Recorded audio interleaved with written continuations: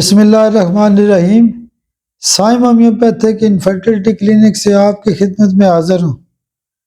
آج کا جو ہمارا ٹاپک ہے وہ بھی نقطے کی بات کے حوالے سے ہے، اور آج کا ٹاپک یہ ہے کہ جب بھی ہمارے پاس مختلف کیس آتے ہیں، جب پس سیل کی ہسٹری ہوتی ہے یا باڈی کے اندر کہیں بھی پس موجود ہوتی ہے، انفیکشن موجود ہوتا ہے، تو ہم اس میں ایکنیشیا کیو بہت زیادہ استعمال کرتے ہیں۔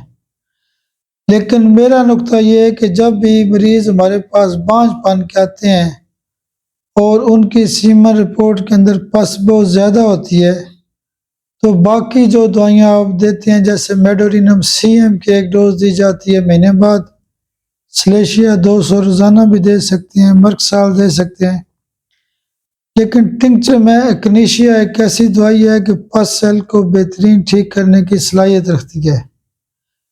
ہم بانجھ پن کے کیسز میں ایکنیشیا کیو کا جو استعمال ہے وہ پس سیل کے حوالے سے بہت کرتے ہیں، یعنی سیمن رپورٹ میں، یعنی منی کے اندر اگر پس آ رہی ہو، پس سیل آ رہے ہوں، تو ایکنیشیا کیو 10 قطرے صبح دوپہر شام دیں، مریض کی رپورٹ بہترین ٹھیک ہوتی ہے۔ آپ میرے لیے دعا بھی کیا کریں۔ بہت شکریہ، بہت شکریہ، بہت شکریہ۔